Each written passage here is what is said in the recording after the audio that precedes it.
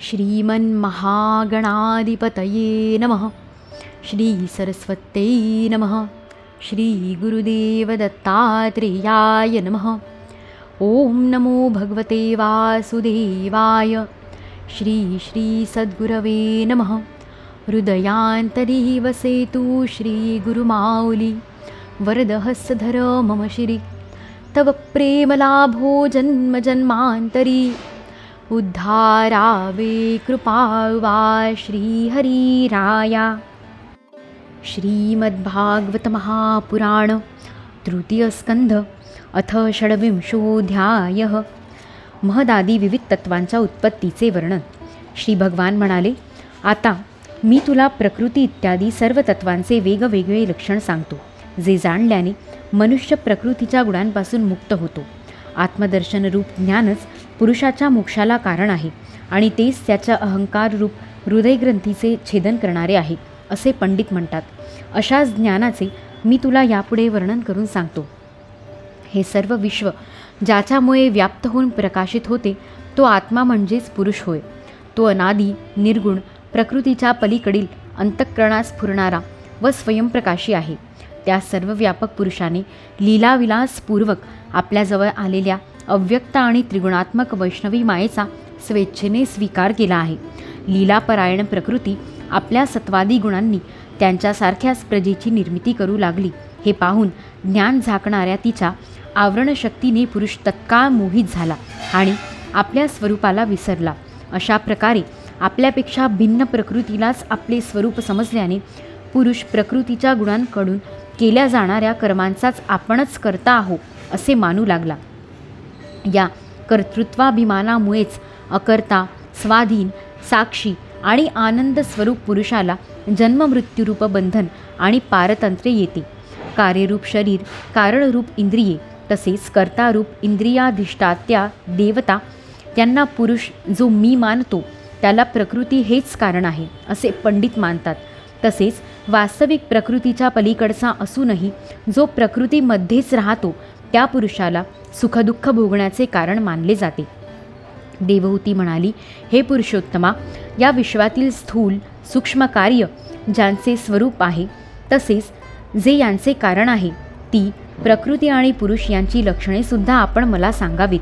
श्री भगवान म्हणाले, जे त्रिगुणात्मक, अव्यक्त, नित्य आणि कार्यकारणरूप आहे तसेच अव्यक्त असूनही संपूर्ण व्यक्त पदार्थांचा आश्रय आहे, त्या प्रधान नावाच्या तत्वालाच प्रकृती म्हणतात.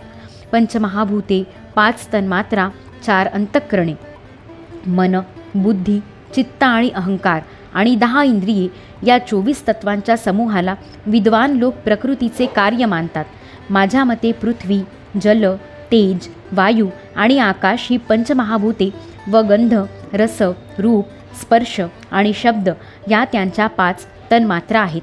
कान, त्वचा, डोळे, जीभ, नाक, ज्ञानेंद्रिये, वाणी, हात, पाय, शिश्न आणि गुद, कर्मेंद्रिये ही 10 इंद्रिये होत.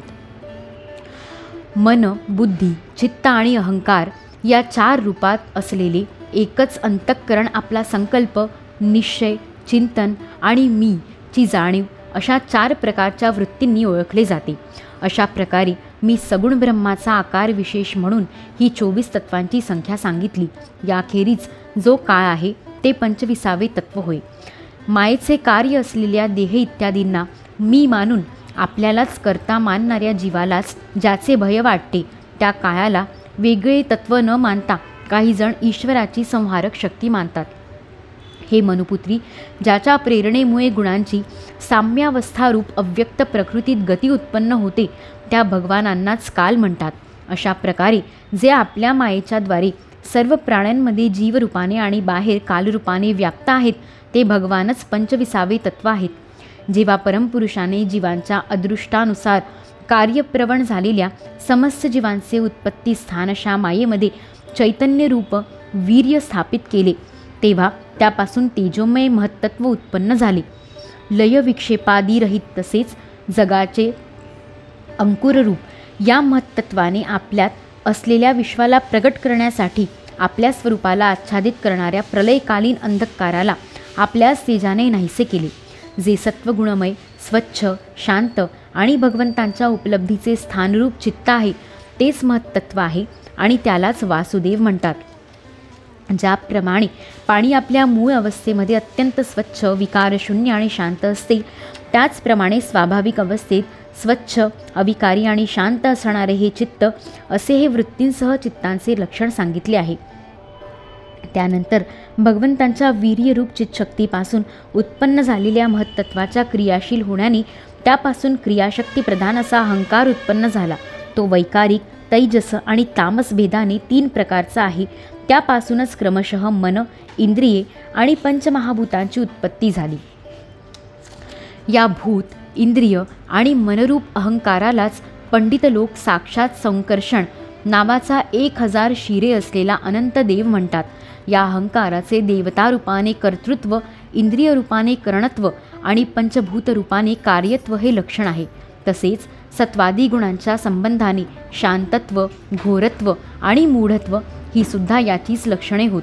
वरील 3 प्रकारच्या अहंकारांपैकी वैकारिक अहंकार क्रियाशील झाल्याने त्यापासून मन हे तत्व उत्पन्न झाले. त्यांच्या संकल्प विकल्पांमुळे कामना उत्पन्न होतात. हे मनतत्वच इंद्रियांना अधिष्ठाता अनिरुद्ध या नावाने प्रसिद्ध आहे. योगी लोक शरद ऋतूतील नीलकमळाप्रमाणे श्यामवर्णाच्या या अनिरुद्धाची पुन्हा पुन्हा मनाला वश करून आराधना करीत असतात. हे साध्वी, पुढे तेजस अहंकार क्रियाशील झाल्याने त्यापासून बुद्धितत्व उत्पन्न झाले. वस्तूचे स्फुरणरूप विज्ञान आणि इंद्रियांच्या कामांत सहाय्य करणे हे बुद्धीचे कार्य आहे. वृत्तींच्या भेदांमुळे संशय, विपरीत ज्ञान, निश्चय, स्मृती आणि निद्रा ही बुद्धीची निरनिराळी लक्षणे होत. इंद्रिये हे सुद्धा तेजस अहंकाराचेच कार्य होय. कर्म आणि ज्ञानाच्या विभागाने त्यांचे कर्मेंद्रिये आणि ज्ञानेंद्रिये असे 2 भेद आहेत.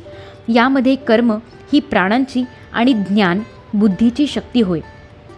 भगवंतांच्या चेतनाशक्तीच्या प्रेरणेने तामस अहंकार विकृत होऊन त्यापासून शब्द तन्मात्रेची उत्पत्ती झाली.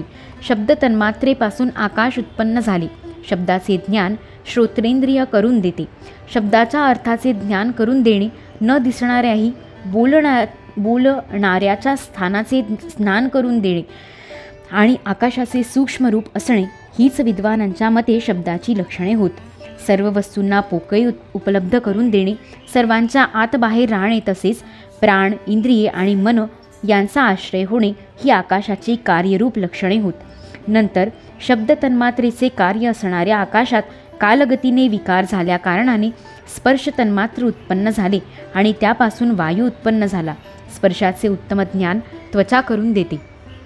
कोमलता, कठोरता, शीतलता, उष्णता आणि वायूचे सूक्ष्म रूप असणे ही स्पर्शाची लक्षणे होत. वृक्षाच्या फांद्या इत्यादींना हलविणे, तृण इत्यादींना एकत्रित करणे, सगळीकडे पोचविणे, गंधयुक्त द्रव्याला नाकाजवळ तसेच शब्दाला कानाजवळ नेणे, त्याचप्रमाणे सर्व इंद्रियांमध्ये कार्यशक्ती उत्पन्न करणे ही वायूच्या वृत्तीची लक्षणे होत. त्यानंतर दैवाच्या प्रेरणेने स्पर्श तन्मात्र विशिष्ट वायूच्या विकृत होण्याने रूप तन्मात्र उत्पन्न झाली. तसेच त्यापासून तेज आणि रूपाला प्रगट करणाऱ्या नेत्रेंद्रियाचा उगम झाला. हे साध्वी, वस्तूच्या आकाराचे ज्ञान करून देणे, पदार्थांच्या अंगरूपाने असणे, पदार्थाचा जसा आकार, प्रकार आणि परिमाण इत्यादी असेल तसेच त्याचे स्वरूप दाखविणे आणि तेजोरूप असणे या सर्व रूप तन्मात्राच्या वृत्ती होय. चमकणे, पक्व करणे, थंडी दूर करणे, सुकविणे, तहान भूक उत्पन्न करून त्यांच्या निवृत्तीकरिता भोजन करणे, पाणी पिणे या तेजाच्या वृत्ती होत. नंतर दैवाच्या प्रेरणेने रूप तन्मात्रमय तेज विकृत झाल्याने त्यापासून रसतन्मात्र उत्पन्न झाले आणि त्याच्यापासून पाणी व रसाला ग्रहण करणारी जीभ उत्पन्न झाली. एकच रस भौतिक पदार्थांशी संयोग झाल्याने तुरट, गोड, तिखट, कडू, खारट, आंबट इत्यादी अनेक प्रकारचा होतो. भिजविणे, माती इत्यादींचा गोळा करणे, तृप्त करणे, जिवंत ठेवणे, तहान भागविणे, पदार्थांना मृदू बनविणे, उष्णता नाहीशी करणे आणि विहिरी इत्यादीतून बाहेर काढल्यावरही पुन्हा पुन्हा प्रकट होणे या पाण्याच्या वृत्ती आहेत. त्यानंतर दैवाने प्रेरित झाल्याने पाणी विकृत होऊन त्यापासून गंध तन्मात्र उत्पन्न झाले आणि त्यापासून पृथ्वी व वास ग्रहण करणारे नाक प्रकट झाले. परस्पर मिसळलेल्या पदार्थांच्या कमी अधिकपणामुळे तो वास मिश्रगंध, दुर्गंध, सुगंध, मृदू, तीव्र, आंबट इत्यादी अनेक प्रकारचा होतो. प्रतिमा इत्यादी रूपांनी ब्रह्माचे आकार साकार होणे, पाणी इत्यादी कारणतत्वांपासून भिन्न अशा दुसऱ्या कोणत्याही आश्रयाची अपेक्षा केल्याखेरीज राहणे, पाणी इत्यादी अन्य पदार्थांना धारण करणे, आकाश इत्यादींचे विभाग दाखविणे, घटाकाश, मठाकाश इत्यादी, तसेच सर्व प्राण्यांच्या स्त्रीत्व, पुरुषत्व इत्यादी गुणांना प्रगट करणे ही पृथ्वीची कार्यरूप लक्षणे आहेत.